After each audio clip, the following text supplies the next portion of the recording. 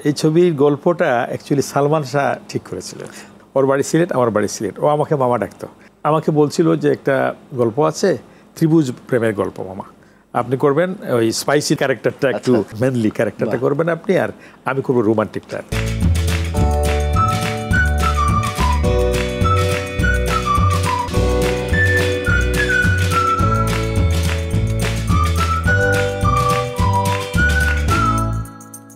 সুপ্রিয় সুধী, RTV আয়োজিত অক্ষরের গল্প অনুষ্ঠানে আপনাদের সকলকে স্বাগত জানাই।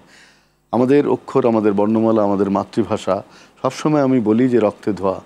এই জন্যে যে আমরা অধিকার অর্জনের জন্যে রক্ত দিয়েছি। কখনো বিনা রক্তপাতে বাঙালি জাতি কোনো কিছুই অর্জন করতে পারে নাই। 1952 সালের ভাষা আন্দোলন থেকে জুলাই অভ্যুত্থান পর্যন্ত যত আন্দোলন, সব কিছুর মূলেই কিন্তু আমাদের এই মাতৃভাষার আন্দোলনের প্রেরণা। এবং আমরা বারবার লাঞ্ছিত হয়েছি, নির্যাতিত হয়েছি, স্বৈরাচারের কবলে পড়েছি, কিন্তু গণতন্ত্রের জন্য আমাদের যে আকাঙ্ক্ষা তা কখনো বিনষ্ট হয়নি। আমাদের বাংলা চলচ্চিত্র আমাদের এই আকাঙ্ক্ষার সঙ্গে গভীরভাবে যুক্ত, এবং গত 50 বছরেরও বেশি সময় ধরে বাংলা চলচ্চিত্র আমাদের দেশের মানুষের মুক্তি, আমাদের দেশের মানুষের স্বাধীনতা, আমাদের সার্বভৌমত্ব রক্ষার জন্য কাজ করেছে। এই চলচ্চিত্রে যারা কাজ করেছেন, সুনাম অর্জন করেছেন, খ্যাতি কুড়িয়েছেন, তাদের একজন হচ্ছেন দেশের প্রখ্যাত চিত্রনায়ক, চিত্র প্রযোজক হেলাল খান। আজকে আমাদের অতিথি। কেমন আছেন হেলাল ভাই? ভালো আছি, আপনি কেমন আছেন? আছি ভালো। হেলাল ভাই, আপনি খুব বিখ্যাত হয়েছেন হাসন রাজার ছবিতে অভিনয় করে, কারণ এটা ছিল একটা ক্লাসিক ছবি। এবং হাসন রাজা এই উপমহাদেশে একজন আধ্যাত্মিক সাধক, তার জীবন নিয়ে নানা কাহিনী আছে, কিন্তু প্রকৃত হাসন রাজাকে আপনি তুলে আনবার চেষ্টা করেছিলেন এই হাসন রাজা ছবির ভেতর দিয়ে। তো সেই কথা এখন আমি বলবো না, এখন আমি যাব প্রথম সাগরিকা ছবির কাছে। এই সাগরিকা ছবির একটা গান ছিল, আকাশ ছুঁয়েছে মাটি, আমি ছুঁয়েছি তোমায়। গানটার মধ্যে একটা কাব্যিক দোতনা, একটা চিত্রকল্প ছিল, এবং গানটা খুব বিখ্যাত, ছবিটাও খুব বিখ্যাত। এই ছবির নির্মাণ সম্পর্কে যদি একটু আমাদের বলেন। এই ছবির গল্পটা অ্যাকচুয়ালি সালমান শাহ ঠিক করেছিলেন। সালমান শাহ তো আমাদের মধ্যে নেই, ওর স্মৃতির প্রতি শ্রদ্ধা জানাই। আমিও স্মৃতির প্রতি শ্রদ্ধা জানাচ্ছি। ওর বাড়ি সিলেট, আমার বাড়ি সিলেট। ও আমাকে মামা ডাকতো, কারণ ওর মামা আমার খুব ঘনিষ্ঠ বন্ধু ছিল। হয়তো দুই মামাই তার। ওর মা বাবা দুজনের সঙ্গে আমার খুব ভালো পরিচয় ছিল। মামার বাড়ি মানে ওর মা, খালা, ওর মামা, এরা সবাই কিন্তু সংস্কৃতির সাথে জড়িত ছিল। সেভাবেই সে সুবাদেই আমার সাথে ওই ফ্যামিলির খুব পরিচিত ছিল। দুই ভাই আমার বন্ধু ছিল, তার মামা দুইজন। আমাদের একটা নাট্য গোষ্ঠী ছিল, জাগরণ নাট্য গোষ্ঠী। তো ওইটার সদস্য আমিও ছিলাম, ওরাও ছিল। হয়তো সেই সুবাদে সালমান শাহকে আমরা ডাকতাম ইমন।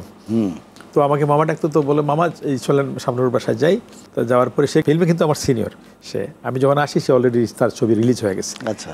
আমাকে বলছিল যে একটা গল্প আছে, ত্রিভুজ প্রেমের গল্প মামা, আপনি করবেন ওই স্পাইসি ক্যারেক্টারটা, একটু মেনলি ক্যারেক্টারটা করবেন আপনি, আর আমি করবো রোমান্টিকটা।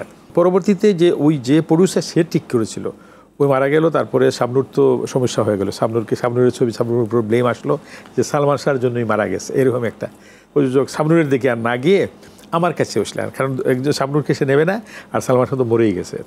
সামহাও আমাকে আমাদের এক বন্ধু, উনি স্বপন সাহা, উনি বাংলাদেশের একজন চিত্র পরিচালক ছিলেন, উনি ইন্ডিয়াতে সেটেল করে ফেলছিলেন। তো শোভনদার সাথে কলকাতাতে দেখা হলো। শোভনদা বললো যে ঋতুপর্ণার কথা বললো।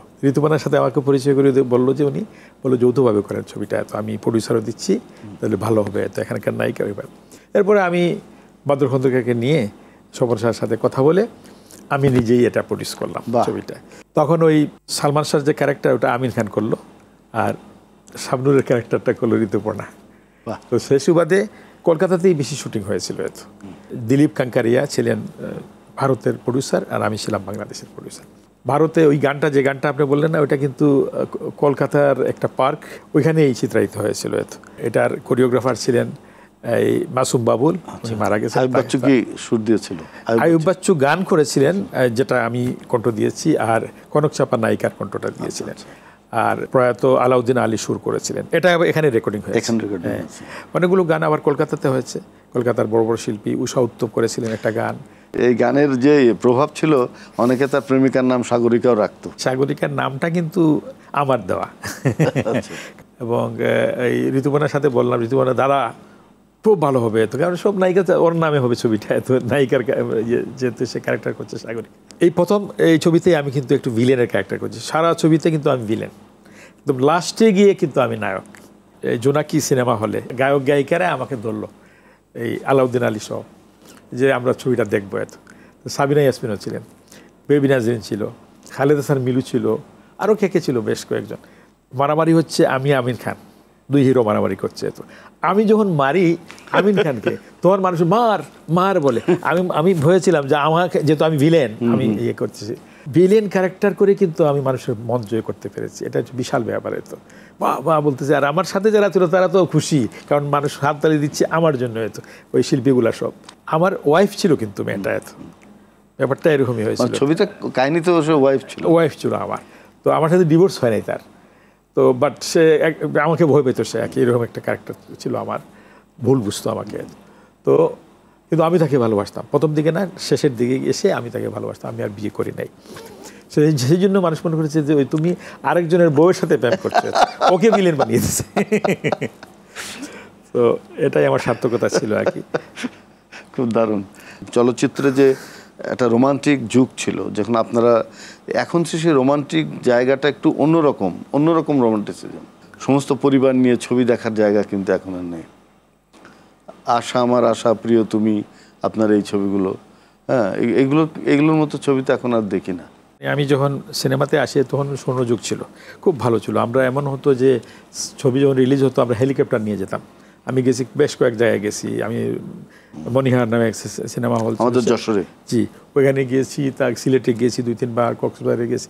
আনন্দ উৎফুল্ল নিয়ে মানুষ দেখতো, সিনেমা হল ভর্তি হতো, 1000 লোক হয়ে যেত, বিশাল ব্যাপার। আপনার কি তখন ব্যবসা সফল ছিল ছবিগুলো? হ্যাঁ, আমার প্রথম ছবি হলো প্রিয়তমী, সুপার ডুপার হিট। হ্যাঁ, তার দ্বিতীয় ছবি ছিল আমার এই বাজিগর, সুপার হিট। তৃতীয় ছবি কিন্তু সাগরিকা। ওটাও তো হিট। হ্যাঁ, ওইটা তো সুপার হিটই, ওইটা বছরের সেরা ছবি, মানে বাণিজ্যিক ছবি ছিল। প্রথম ছবি তো ঈদের ছবি ছিল আমার, বড় একটা বাজেটের ছবি ছিল। তো ওমর সানি, মৌসুমী, আমি এবং নতুন আরেকজন হিরোইন সন্ধ্যা, সেও বেশ ইয়ে ছিল, বেশি ছবি করে নাই। প্রিয়তমী প্রায় 6-7 মাস একটানা ব্যবসা করেছিল প্রথম ছবিতেই আমার। এই যে একটা ধস নামলো, তার কারণটা কি? মানে আপনি কি কারণ খুঁজে বের করতে পারছেন না? প্রথম দিকে আমরা যখন ছবি করতাম তখন ছবি গানের প্রতি খুব যত্ন নেওয়া হতো। যেমন আমার প্রথম ছবি প্রিয়তমী, বাজিগর, এগুলো সব বোম্বেতে রেকর্ডিং করা হয়েছে। বড় বড় শিল্পীরা গিয়েছে, বাংলাদেশের শিল্পীরাও গিয়েছে। এই যেমন আলাউদ্দিন আলী দিয়েছে, সুবল দাস ফুট দিয়েছে, তারা বোম্বেতে গেছে, ওখানে স্টুডিওর ভালো, সাউন্ড ভালো, সব কিছু ভালো, শিল্পীও সেখান থেকে নিয়েছে। কাহিনী সংলাপ এগুলো ছিলই, জীবন ঘনিষ্ঠতা ছিল কাহিনীর মধ্যে, সেটা আমরা বুঝতে পারি। বিচ্ছেদের যে যন্ত্রণা সেগুলো তো ফুটে উঠতো। এখন তো এগুলো নাই, আইটেম সং হ্যান এমন হয়ে গেছে। কিছু ছবি করছি আমি দেখি যে আগের গানগুলো ওই বাজারে সিডি ক্যাসেট কিনে ওদের সাথে কথা বলে যে আমি আমার ছবিতে লাগাবো গানটা, এত বলে লাগাই দিচ্ছে, রেকর্ডিং করছে না এত, এরকম মানে কোনো রকমের একটা ছবি। আর সপরিবারের ছবি দেখার মতো এখন অবস্থাও নেই। না, এরকম অবস্থা হয়েছে। একটা ছবি বাড়িতে আমার ছোট বোন নিয়ে আসছিল ওই সিডি এনে, তারপর দেখতেছিল আমার ফ্যামিলির সবাই। তো এমন একটা জায়গায় আসছি, আমি আসলে জানি না, কারণ একটা ছবিতে আরও শিল্পী থাকে, তো ওখানে নাম বলতে চাই না আমি। তো ওই জুনিয়র হিরোটার ডায়লগ এবং ওর সাথে ওর নায়িকার এগুলো দেখে আমার মন উঠে চলে গেছে। ইয়ের পরে আমার ভাইয়া এই ধরনের ছবি আর করেন না, এত আমরা বন্ধু বান্ধবদের মুখ দেখাতে পারবো না, এত আমি তো জানি না এই ছবিতে যে ওরা করছে আলাদা শুটিং করছে, তো আলাদা আমি জানতামই না। এত তো এরকম অবস্থা হয়েছে। অনেকে দেখেন অনেক ব্যবসা সফল ছবি করছে যে 10 কোটি 20 টাকা ব্যবসা করে, পরে আর এই লাইনে আসে নাই, অনেকে সরে গেছে বাংলা চলচ্চিত্র। আমার বেলাও তাই হয়েছে, যখন দেখলাম যে একেবারে এরকম হয়েছে, তো আস্তে আস্তে নিজে তারপরে পরিবেশটা নষ্ট করে ফেলছে, পরিবেশ নষ্ট হয়ে গেছে। দেখলাম যে এটা করে আমার মান সম্মান আর নষ্ট হবে, তো মান সম্মান থাকতে একটু সরে যাই। এফডিসির অবস্থাটা কি? এফডিসি তো দেখি, এফডিসির অবস্থা, এফডিসিতে গিয়েছি, আমাকে ডেকেছিল এফডিসিতে ওই 5 আগস্টের পরে গেলাম, গিয়ে বড় কষ্ট লাগলো। কাজকর্ম কিছুই নাই, আপনি বিল্ডিং আছে, বিশাল ব্যাপার স্যাপার। তারপরে এই কিছু নাটকের শুটিং হয়ে, কিছু ওই যে বাণিজ্যিক যেগুলো ওই যে অ্যাডভার্টাইজার এগুলা হচ্ছে। তো আর হয় সিনেমা খুব কম হয় এবং বাইরে করে ফেলে ওরা। এফডিসির ওই যে ক্যামেরা, তারপরে এগুলো সব অনেক পুরানো হয়ে গেছে। আপনি তো অধিকাংশ সময় আমরা জানি যে আমেরিকার বিভিন্ন দেশে ঘোরেন, দেখেন, সে দেশের চলচ্চিত্রের তো কোনো ধস নেই, আরো বড় হচ্ছে, সে দেশের তো হচ্ছে। এবং আমি আমাদের যে পার্শ্ববর্তী হিন্দি এবং এই যে তামিল, বিশাল মার্কেট ওদের। আপনি এই এত সংকটের ভিতর দিয়েও কিন্তু আপনি 2 বার জাতীয় চলচ্চিত্র পুরস্কার পেয়েছেন। তো এই জাতীয় চলচ্চিত্র পুরস্কার যখন পেলেন, তখন কি আপনার বাবা মা বেঁচে ছিলেন? হ্যাঁ, বেঁচে ছিল বাবা মা। তারা কি আপনার চলচ্চিত্রের এই জিনিসগুলো উপভোগ করেছে? হ্যাঁ, আমার বাবা, আমি যখন চলচ্চিত্রে ইয়ে করি, বাবা খুব একটা খুশি ছিল না। তো উনি মা কি বলতো? ধার্মিক। মা আমার পক্ষেই ছিল। মা ছিল আমার ছেলে হিরো। আমি যেটাই পছন্দ করতাম, মা আমার খুব ইয়ে ছিল। মা বলছে আমার ছেলে যেটা পছন্দ করে করুক না। কারণ ছোটবেলা থেকে আমি নাটক করতাম, তো মা জানে। তো ছোটবেলা আমি রাত থেকে ইয়ে দেখতে যেতাম, যাত্রা দেখতে যেতাম। বাবা বলতো গুল্লাই গেছে নাকি? বাবা তো খুঁজে যখন পেত না, আমি ওই যে বালিশ দিয়ে তারপরে চলে যেতাম। ওই তারপরে ওই বাবা সকালে দেখতে উঠে আসি কিনা এত। তো সকালে রাত্রে কোনো রকম শুয়ে পড়তাম, আবার বাবা উঠাইতো, বাবা পড়তে যেত। তো এই জন্য বাবাকে ভয় পেতাম খুব বেশি। তো বাবা খুব একটা রাজি ছিল না। কিন্তু হাসান রাজা করার পরে, সিলেটের লোক তো, পুরনো আমলের লোক, হাসান রাজা করার পরে আবার জাতীয় চলচ্চিত্র পুরস্কারও পাইছে ছবিটা। তো বাবা বললো না, ছেলে সম্মান রাখতে পারছে। তখন অহংকার গর্ব করছে। আমার বন্ধু বান্ধব যারা বলতো যে তোমার ছেলে তো সিনেমা করে, তো তাদেরকে বলছে আমার সিনেমা তো জাতীয় পুরস্কার পাচ্ছে, দেশের রাষ্ট্রপতি, দেশের প্রধানমন্ত্রী, তারা তো তাকে পুরস্কৃত করছে। তখন সবাই পছন্দ করছে, আমার এলাকার লোকজন, মুরব্বী থেকে আরম্ভ করে সবাই, দে অল প্রাউড। দেশের বাইরেও তো হাসান রাজা প্রদর্শিত হয়েছে অনেক জায়গাতে। হ্যাঁ, আমরা একসাথে রিলিজ দিচ্ছি বেশ কয়েকটা দেশে, যেমন আমেরিকাতে হয়েছে, মালয়েশিয়াতে হয়েছে, বাংলাদেশে একসাথে। আপনি কোন ছবি নিয়ে গর্ববোধ করেন সেটা শুনবো বিরতি থেকে ফিরে। প্রিয় দর্শক, আপনারা দেখছেন RTV আয়োজিত অক্ষরের গল্প। আমাদের সঙ্গে আছেন দেশের প্রখ্যাত চিত্রনায়ক, চিত্র প্রযোজক জনাব হেলাল খান। আমরা বিরতি থেকে ফিরে এসে তার কথা শুনবো। এখন বিরতিতে যাচ্ছি।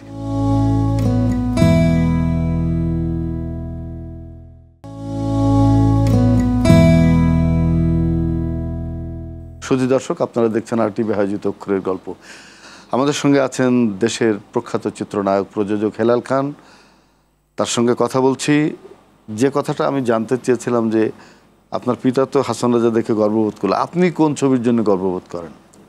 আমার বাণিজ্যিক ছবি হাসান রাজার চেয়ে আরও বেশি বাণিজ্যিক ছবি আছে কয়েকটা, কিন্তু হাসান রাজার যদিও বাণিজ্যিক ছবি আমার, কিন্তু এটা সব কিছু মিলে।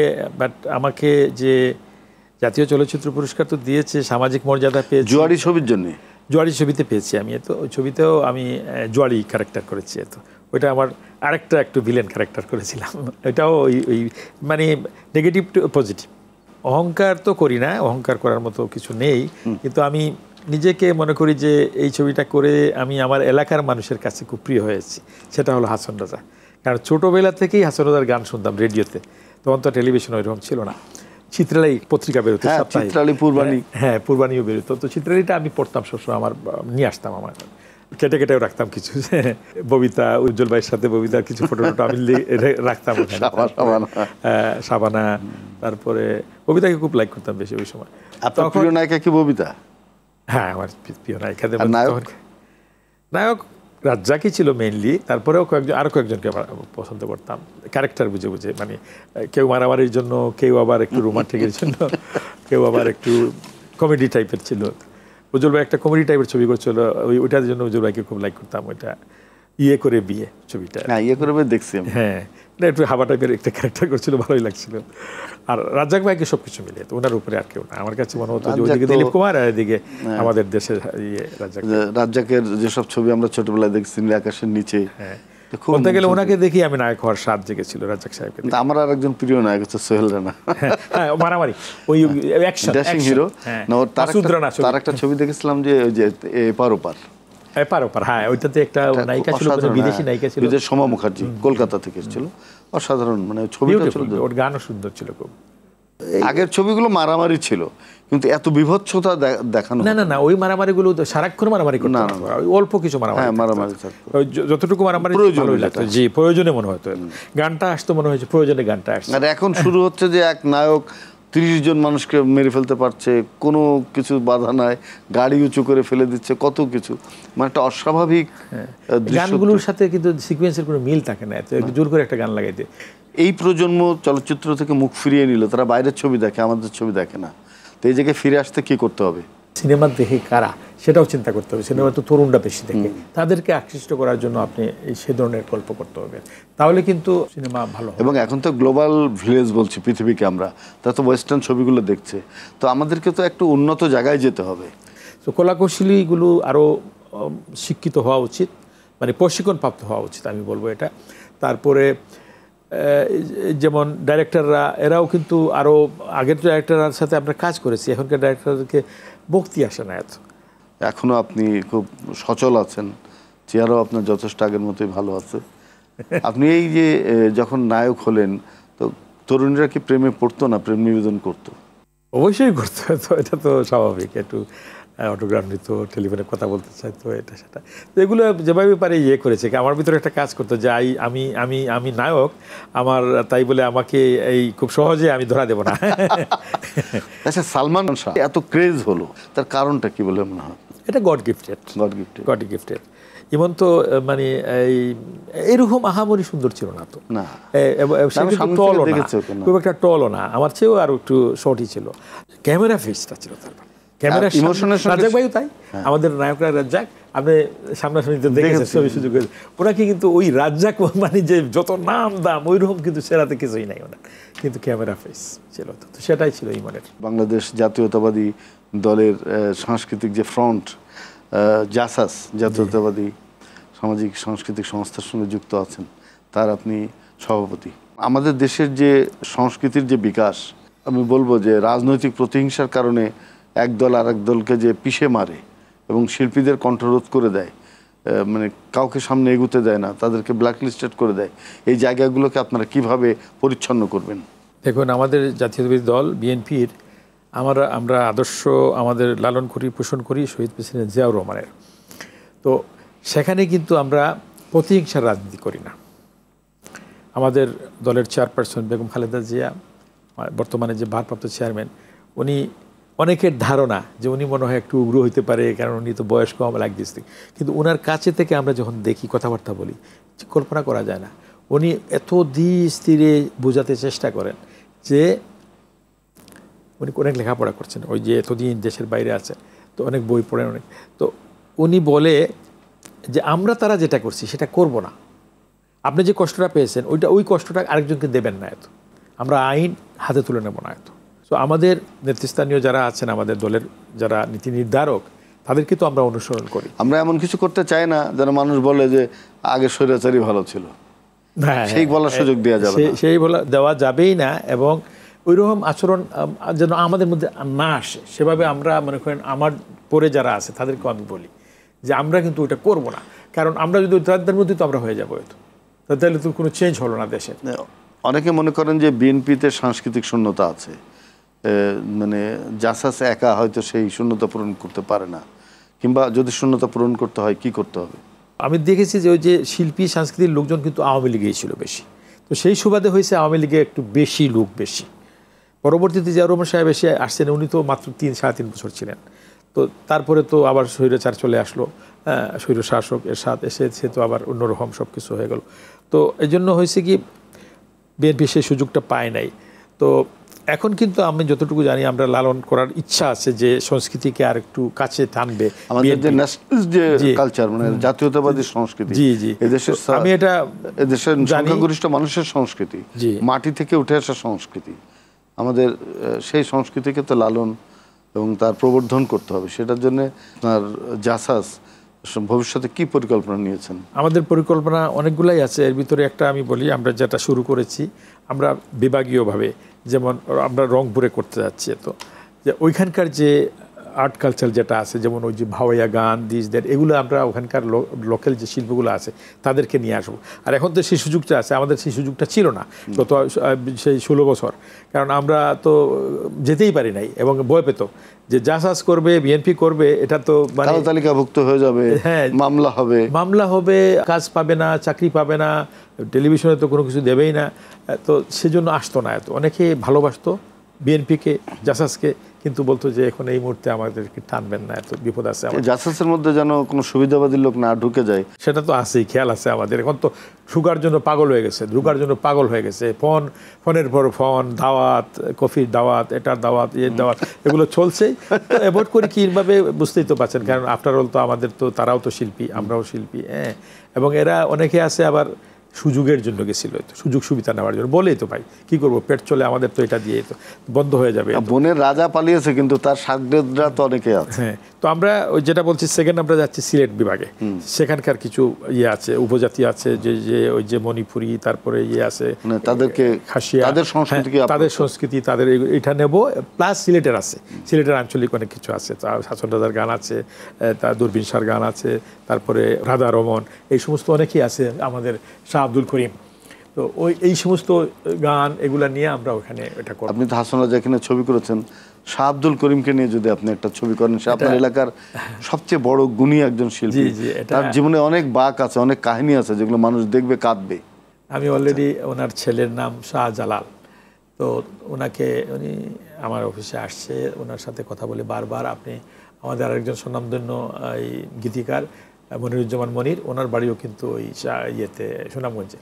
তো উনি আমাকে বললেন যে হেলাল ভাই, আপনি যেহেতু হাসান রাজা করছেন, আপনি যদি ইয়ে করেন, আমি তার ফ্যামিলির লোক, তারা করতে দিচ্ছে না, অনেকেই চাচ্ছে, কিন্তু তারা চাচ্ছে যে একটু যে করবে ওইরকম একজন লোক হবে যে আসলেই তার বাবাকে ওইভাবে ইয়ে করতে পারবে। তো আমার কথা বলার সাথে সে আনন্দে গ্রহণ করছে, ও নিজেই আসছে, আমাকে অনেক হেল্প করেছে। স্ক্রিপ্ট অনেকটা হয়ে গেছে, আমাদের শুরু করতে পারি নাই বিকজ অফ ওই যে পলিটিক্যাল প্রবলেমের জন্য। আমি এটা করতে, আমি শুটিংই করতে পারবো না আমি। আপনি কি মনে করেন যে এই পরবর্তী যদি কোনো সরকার আসে, এই বৈষম্য দূর করা সম্ভব হবে? সম্ভব হবে, কেন সম্ভব হবে না? অসম্ভব তো কিছুই নেই পৃথিবীতে। সময় লাগতে পারে একটু বেশি, একটু কষ্ট হতে পারে বেশি, কিন্তু হবে। কিন্তু যারা অন্যায় করেছে তাদের অন্যায় করলে তো অন্যার কিছু শাস্তি তো দিতে হবে, নাহলে বারবার হবে, আবার হবে, রিপিট হবে, আবার করবে। তো কিন্তু অন্যায়, তারা অন্যায় করছে, কিন্তু তাদেরকে অন্যায়ভাবে আমরা প্রতিশোধ নেব না। এত বাংলা চলচ্চিত্রে নিয়ে আপনার স্বপ্নের কথা যদি বলেন। যখন আসছিলাম সিনেমাতে, যে উদ্দেশ্য নিয়ে, যেভাবে নিয়ে, এরকমই যদি হয়, তাহলে আমার মনে হবে যে আমার স্বপ্ন বাস্তবায়িত হয়েছে। ওইরকম রমরমা চলচ্চিত্র অঙ্গন হবে, হয়তো আমি দেখতে পাবো না, বাট দেখতেও পারি হয়তো, আল্লাহ তাআলা যদি ওইরকম ইয়ে করে। কারণ এটা সুযোগ আছে, আমরা যদি বিএনপি যদি সরকার গঠন করে ইনশাআল্লাহ, তাহলে তো হয়তো একটু সুযোগ পাবো, যে কিছু করার একটু সুযোগ পেতে পারি। যেহেতু আমি আমাদের দলের বর্তমানে যে চেয়ারপারসন, অ্যাক্টিং চেয়ারপারসন, ওনার সাথে এই ব্যাপারে আলাপ করছি, তো উনি বললো যে এগুলো সব মনে রাখবেন, আমারও ইচ্ছা আছে। তো কারণ এটা বিশাল বড় একটা মাধ্যম, এটা আমরা আসলে আগে অত বেশি এটার প্রতি ইয়ে নিতে পারি নাই। আগের সরকার, আমি তো ছিলাম না, সরকারে তো ছিলাম না, আমি কিছুই ছিলাম না, আমি রাজনীতিই করতাম না তখন। সেই সুযোগ যদি হয়, আমরা যদি সরকার গঠন করি, আপনার পাশে থাকবেন, আমরা ওইভাবে করবো, খেয়াল রাখবেন, আমরা এই সমস্ত জিনিসের প্রতি আমরা আরও যত্ন নেব। এবং এই কথা প্রসঙ্গে বলছিল উনি যে সিনেমা তো আরও অনেক কিছু করা যাবে, আমাদের দেশ খুব একটা ছোটো না, আমাদের দেশের মানুষ বাইরেও আছে, তো বা আমরা সিনেমা হলের প্রতি যত্ন নেব। সিনেমা হল হলো একটা পরিবেশ, যদি ভালো থাকে মানুষ যাবে, ভালো গল্প যদি থাকে যাবে মানুষ। হয়তো 1-2 বছর সময় লাগবে, পরবর্তীতে দেখবেন কিন্তু আকৃষ্ট হয়ে গেছে মানুষ। অনেক অনেক ধন্যবাদ আমাদের চিত্রনায়ক হেলাল খান আপনাকে, যে আপনি আপনার মনের কথা, স্বপ্নের কথা, স্মৃতির কথা খুব গভীরভাবে, আপনার ভালোবাসার কথাগুলো বললেন। আপনার কয় সন্তান সন্ততি? আমার 3 ছেলে। তাদেরকেও কি অভিনয় করে? ছোটবেলায় একটু করছিল, কিন্তু এখন আর লজ্জায় ওরা করে না। আপনার বাবা মা কি এখনো আছেন? না, আমার বাবা মারা গেলেন ইয়েতে, যে করোনা ভাইরাসে 2020 সালে। আপনার আম্মা? আম্মাও মারা গেছেন ওই সময়, আমার দুজনই আমেরিকাতে মারা গেছেন। দুজন আমেরিকাতে মারা গেছেন, নিশ্চয়ই তারা বেহেশতবাসী হন। এবং আপনি আমাদের শাহ আব্দুল করিমকে নিয়ে যে ছবি বানাচ্ছেন, সেই ছবি অনেক বেশি মানুষের কাছে গ্রহণযোগ্য হোক, সবাই আবার ফিরে আসুক আমাদের সিনেমার জগতে, চলচ্চিত্রের জগতে, এবং আমাদের সিনেমা হলগুলো আবার পরিপূর্ণ হয়ে উঠুক মানুষের কলকাকলিতে, এবং আমরা যেন সপরিবারে আবার ভালো ছবিগুলো দেখতে পারি। আপনার এই ছবির ভিতর দিয়ে তার উদ্বোধন হোক। আমরা যে বৈষম্য চলচ্চিত্রের ক্ষেত্রে, সাহিত্যের ক্ষেত্রে, নাটকের ক্ষেত্রে, সংস্কৃতির ক্ষেত্রে সে বৈষম্য দূর হোক। আমরা একটা অসাধারণ গণতান্ত্রিক বাংলাদেশ নির্মাণ করতে পারি। সংস্কৃতি মনা রাজনৈতিক দলগুলো আরও বিকশিত হোক, সেই কথাগুলো আমরা সবসময় চাই, সেগুলো হোক। আজকে RTV আয়োজিত অক্ষরের গল্প অনুষ্ঠানের ভিতর দিয়ে হচ্ছে আমাদের চাওয়া। সবাই ভালো থাকবেন, সুস্থ থাকবেন।